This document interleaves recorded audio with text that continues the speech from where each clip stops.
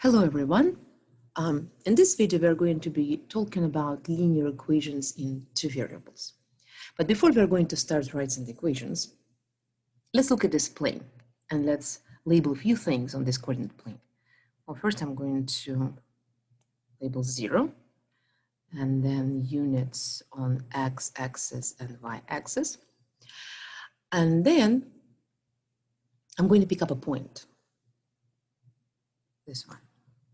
So we already do know that to find the coordinates of this point, we need to draw the vertical line until it intersects the x-axis and check the number at which it intersects it. And I see the x-coordinate is equal 1.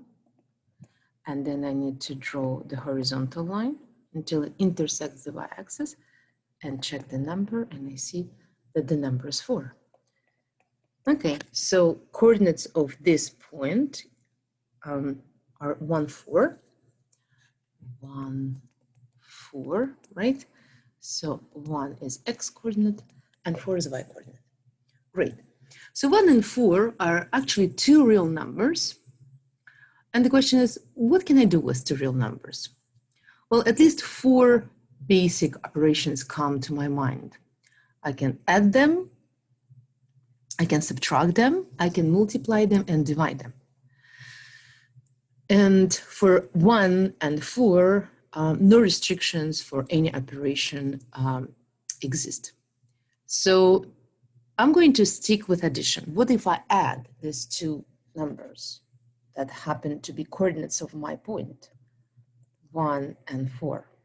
So 1 plus 4 is equal 5. And as I said, 1 was x coordinate, 4 was y coordinate, and they added to 5. Okay. And then another question comes to my mind. Are there any other points on this plane with coordinates that add to 5? Well, that's an easy question because there are many correct answers, and I can name a few. So let me write for this one. This one was 1, 4, right? Actually, if I flip the numbers, I'm going to get a different point, right, for 1. But the sum of these coordinates is still going to add to 1, right? So I'm going to plot it on the plane. This is for 1, right? Then I can think about 2, 3. 2 plus 3 equals 5. Oh, that's another one. I can actually flip and make 3, 2. And again, 3 plus 2 is equal 5. Here is my point with coordinates 3, 2, right? And then I can think about 5, 0, right? 5 plus 0 is equal 5. So this one is 5, 0. Or 0, 5. 0 plus 5 is equal 5. And this is the point with coordinates 0, 5. And now that I look at all these points, I notice something very interesting. I notice that they all lay on the same straight line. I'm going to draw it. Right there. So another interesting question comes to my mind. What about the rest of the points on the line, on this line? Would their coordinates add to 5 as well? Well, we can try a few more. Let's pick up this one. Let's find the coordinates first. This is -2. And this is 7. -2, 7. -2 is x coordinate, 7 is y coordinate, and -2 plus 7 is equal to 5. And you're welcome to try as many as you wish on this line, but I can assure you that all the points on this line are going to have coordinates that are going to add to 5. That's the first assumption, that we didn't really formally prove, but this is a correct assumption. And another question comes to my mind. Are there any other place on this coordinate plane that would contain points whose coordinates would add to 5 that would not be laying on this line? Anywhere here or here or here. And you can think about this and think, what you could do to prove, to answer it as yes or not. But I could help you a little bit because this one is not as obvious as the previous one. I could say nowhere else on this plane, but on this line, you are going to find points with coordinates that would add to 5. Okay, so that was all these points on this line we said are going to satisfy this condition, right? Are going to work for this condition. In math, we like to work, to use the word satisfy. But then another question comes to my mind. What if I change this condition a little bit? What if instead of 5, I would pick up another number, let's say 0? Well, let's try. So here it is, new condition, x plus y equals 0. Well, the first point that comes to my mind that works perfectly fine is 0, 0, right? Because 0 plus 0 is equal to 0. But then as far as, let me label it actually, 0, 0, right? So, and label the units, always label the units on the axis. So you would, have the reference as you're going to be marking the numbers on this axis. So as for the rest of the points that would work for this condition, I would have to pick up the points with opposite coordinates, right? So what does it mean opposite? Opposite numbers are numbers that add to 0. So what are they? 1, -1, right? 1 plus -1 is equal to 0. Where is it? 1, -1 is going to be right here. Then I can flip them and it's going to be -1, 1. And -1 plus 1 does add to 0 as well. So this one is -1, 1. Then I could move a little bit farther and I could say, what about 4, -4? Well, that works as well because 4 plus -4 is equal to 0. And if I flip it, -4, 4 will work for my condition as well. Okay, so 1, 2, 3, 4, -4. So this one is what? 4, -4.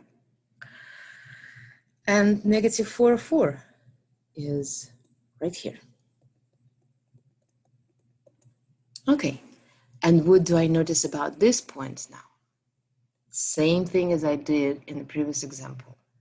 They do lay on the same straight line. And again, if I would like to verify if I would pick any other point on this line, would coordinates add to 0? We could try. Let's see, what is this? This one is -1, -2, -3, -4, -5, -6. And this one is 6. And sure enough, the coordinates of the point -6, 6 are going to add to 0. Okay. So two very important things we observed from these two examples. If I would pick up a condition where I would take the coordinates of the points, add them, and set them to a fixed number. Well, in the first case, it was 5, and in the second case, it was 0.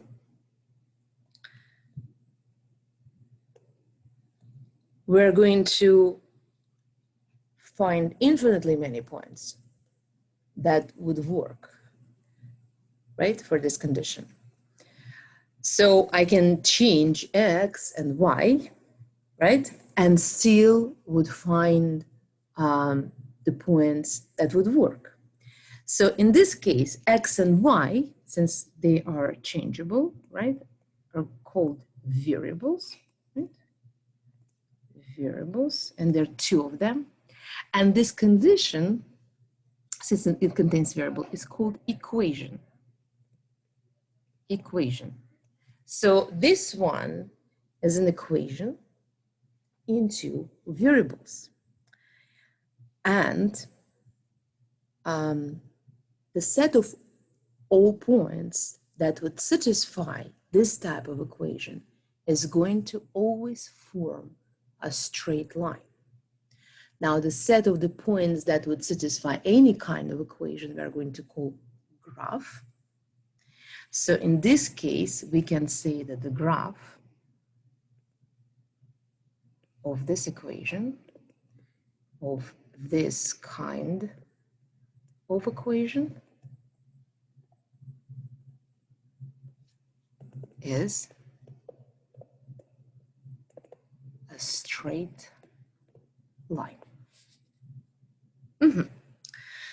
But then I would like to challenge myself with another question. What if I go a little bit farther and modify this equation? So we already changed the number on the right, and we saw that, yes, the result was similar. In both cases, we got the straight line, and no matter, what number we would put on the right, I could assure you we would end up always with a straight line for as long as it's, a real number. But anything else that I could do, anything else that in any other way I can change this equation, and actually without any assumption, I would just wonder what kind of points and what kind of curve or line that they would form that would satisfy this equation. But the question is how, again, how I could change the equation. So in the previous 2 examples, I used what x plus y equals a number. So I just would take the coordinates of the points and add them together and would require them for the sum to be equal to a fixed number. But what if before I add them, I would take x and I would take y, but before adding them, I would multiply y, let's say y, to a fixed number, right? And then I would require the sum to be equal to another number, not necessarily the same as this one. And I would ask what would happen in this case, how that would work out for me. Well, I'm going to start again with a specific example. I'm going to pick up 2 numbers. And my 2 numbers, without making it too difficult, well, the first one, let's decide on that being 2, right? So x plus 2y, right? And I'm going to cheat a little bit. I want to use the same point I used in the first one. 1, 4, right? And I want that point to work for my equation. Is there a specific reason for that? There's no reason. Just, seems like a very nice number. So 1 plus 2 times 4 is equal, what? Is equal to 9. Okay, so this is my new equation. And now I'm going to try to find more points whose coordinates would satisfy this equation. Well, this one is a little bit more challenging, though it's not really that challenging. And I could see that 3 would definitely work for my equation. Let's verify. So x is 3 and y is 3, right? So x is 3 and y is 3. So let me plug them into this equation. 3 plus 2 times 3. 2 times 3 is 6. 6 plus 3 is 9. Well, that is true, right? So that means that this point satisfies my equation. So let me first label 1, 1, and then plot this point. 1, 4, and then 3, 3. Or is it right here? 3, 3. Another point, 7, 1. 7, 1. Let's verify. 7 plus 2 times 1 equals 9. Well, that is true as well. Why? Because 7 plus 2 equals 9. So where's my 7, 1? I think it's right here. 7, 1. And what do I see again? I see that these 3 points are laying on a line. It's going to be this one.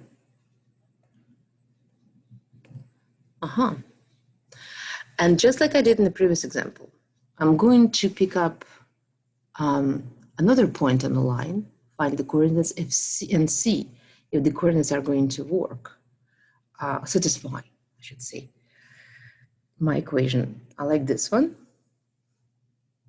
Okay, the coordinates of this one is going to be what? -3.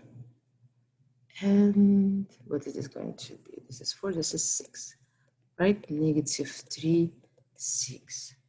-3, 6. So let's try -3 plus 2 times 6 equals 9. Is this correct? So -3 plus 12 equals 9. That is true. 9 equals 9. So another conclusion comes to my mind. So if I would take this original equation, where I would just simply add the coordinates of the point and set that sum equal to a fixed number. So if I go from here to multiplying one of the variables to a fixed number, and that sum set to a number, again, I'm going to end up with an equation in 2 variables that would produce a straight line as a graph, right? Or I should say, would have a graph that is a straight line.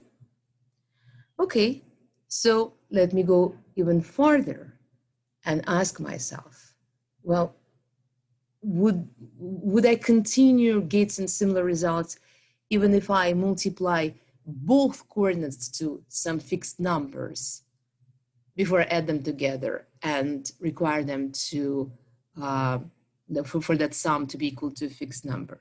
So what would that be? Now number times x, right? Plus number times y equals to a number. Number, right, that's correct. Okay, so would that work? Well, let's just again try another example. Now, let's say that these numbers don't have to be the same. Just like in the previous one, I had 2 and I have 9, right? So these 3 numbers could be just 3 different numbers, or they could be same numbers, but I'm going to go with 3 different numbers, just to, I think, would, demonstrate that regardless of the number, the result is going to be what I think is going to be. Okay, so what would be the example for this specific case? And the example is going to be, let's pick up something easy. 2x plus 3y equals 6. Okay, now figuring out the point whose coordinates would satisfy this equation is going to be a little bit more challenging. And this time, I'm actually going to teach you a very useful trick, how to find the points, right? Or I should call them ordered pair solutions that would satisfy my equation. And I'm going to record them in a very specific way. I'm going to make this T-table and present the ordered pair in the form of a T-table. And here is how a mathematician usually act. They would say, okay, for this equation, I don't see any restriction for picking up either x or values for x or for y. So what we're going to do, we're going to pick up a value for x coordinate or for y coordinate. And then we are going to plug it into this equation. And we are going to end up with an equation with just one variable. So we can adjust it so the ordered pair would work. And then later on, we're going to learn how actually to pick up those values in a smart way. So we would always end up with a nice ordered pair with the coordinates that would be integers. We could pick up anything and we could end up with the coordinates that are fractions, right? Nothing wrong with that. But to graph fractions is a little bit more challenging. I mean, 7 over 9, how can you graph 7 over 9, right? So 7 over 9 is the number that is located between 0 and 1, right? Then I would have to divide that, interval into 9 equal parts, right? Well, using a little bit of math knowledge, first I would divide it into 3 equal parts or somewhat equal parts and another. Then each one I would again divide it into 3 equal parts. And then out of this 9, I would pick up 7. So there we go. This is my 7 over 9. Well, it's not really that challenging. And, no restrictions should ever be applied as far as like what kind of numbers we can use or what kind of numbers we should end up with. However, graphing the point with fraction coordinates is a little bit more challenging, especially when you end up with something like 17 over 19, though you might have to deal with it at some point. Nonetheless, there are some videos that I recorded and I'm going to give you the reference later on how to pick up the values for x or for y in what I should say smart way. So you should end up with nice and easy coordinates. And one of the tricks that I'm going to be teaching you later on, and one of the very common ways to start, is by allowing one of the coordinates to be equal to 0. And why is that so cool? Because when you multiply any number by 0, including 0 itself, it will turn the product into 0, right? So if I plug 0 for x, right? 3y equals 6. So 2 times 0 is equal 0, right? So the whole term disappears, right? So I end up with something as easy as 3y equals 6. Now, I don't have to really, have a deep knowledge in math to figure out that y, in this case, is equal to. But if I would like to continue with formal steps that are required to solve this kind of equation, I would have to divide both sides by 3, right? And what would I see? Y equals 2. Okay, so here is the first point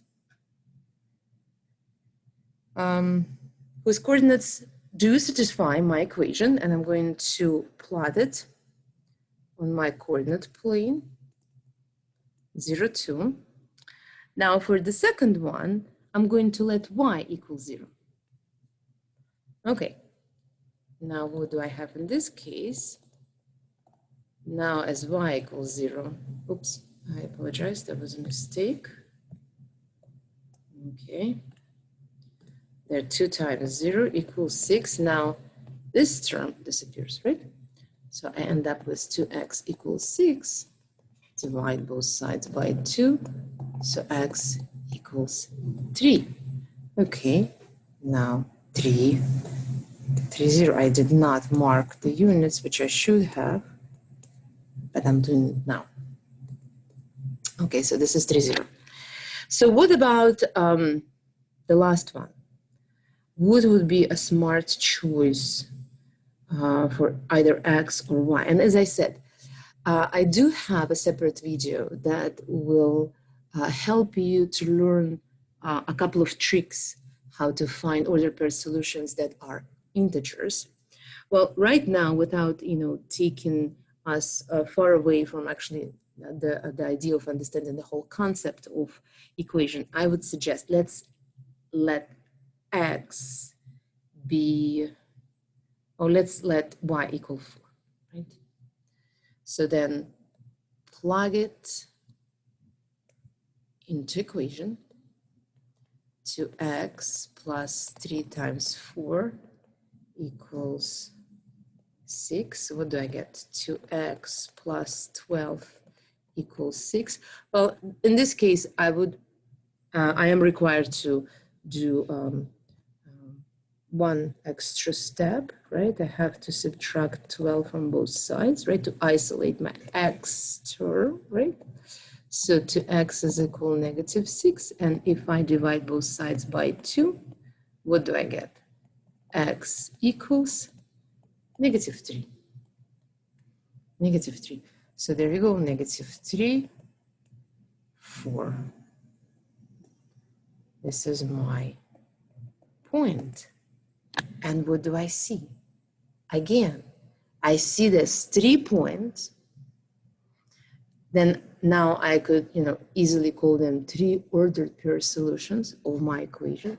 Again, are laying on same line, right?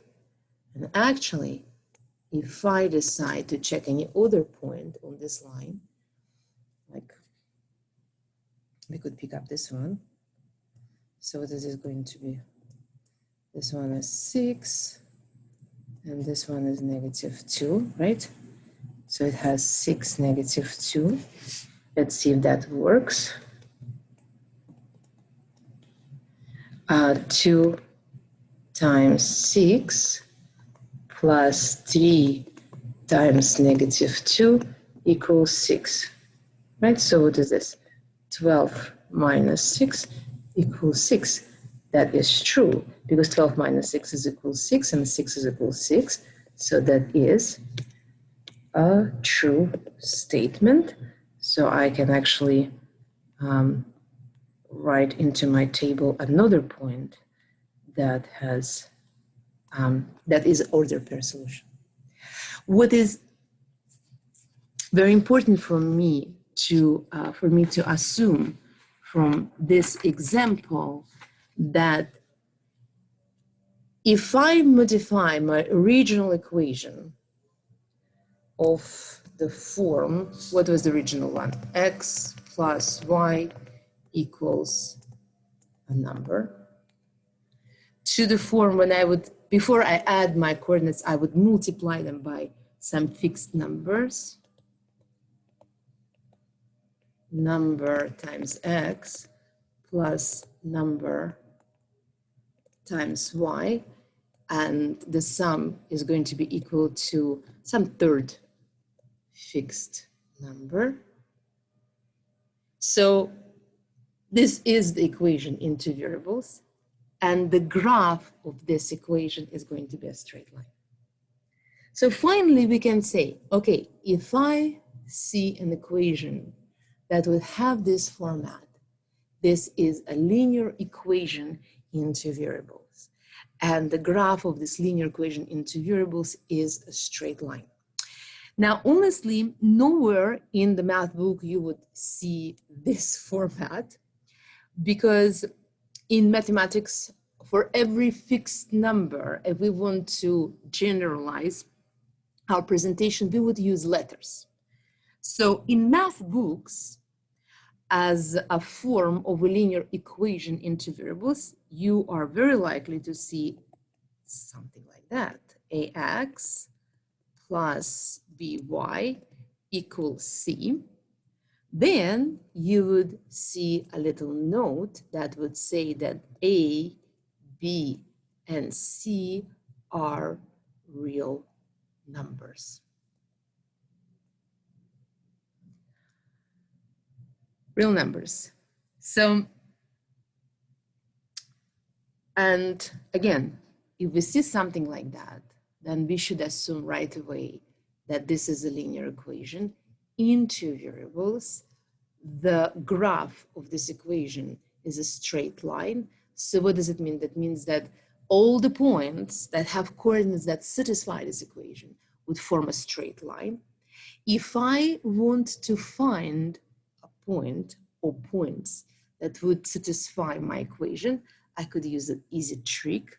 I could pick up any value for either X or Y, plug it in and solve for the other variable, something we just did before, right? And I should keep in mind that there are few tricks that I can use to make those solutions to be nice. But I might end up with one or both coordinates that are fractions, which is perfectly fine as well. What else can I add to this interesting conclusion? That if I would apply one more condition, or maybe a couple more conditions on A, B, and C, like if I'd say A, B, and C must be integers. So in this case, and in some books, you might have a condition that would require A to be positive.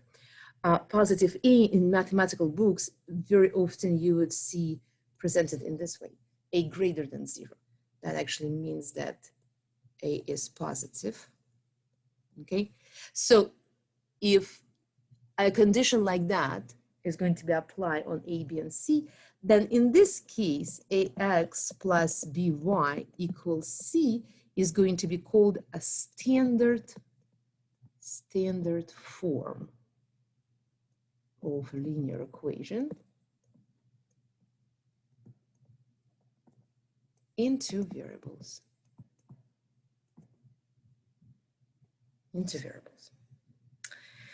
Now, this is not the only form of linear equation, and later on we're going to learn two more very useful forms, though it's not, they're not the only forms. All these terms, X term and Y term, can be located on one side, could be located on opposite sides. All the terms could be located on one side.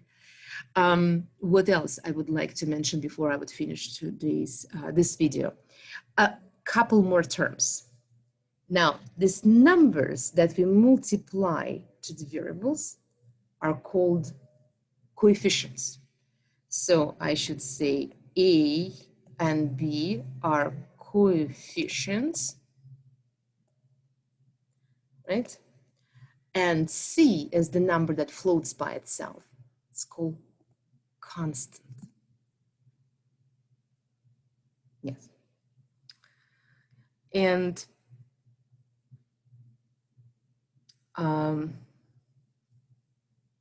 perhaps the one last question that I would ask, what actually can we do to this original equation, for us to, what kind of change we could do to this original equation in order for us to change the equation to the point it would not be linear anymore. Well, this is something that I would, like you to think about. And this is something I'm going to be talking about in our next video.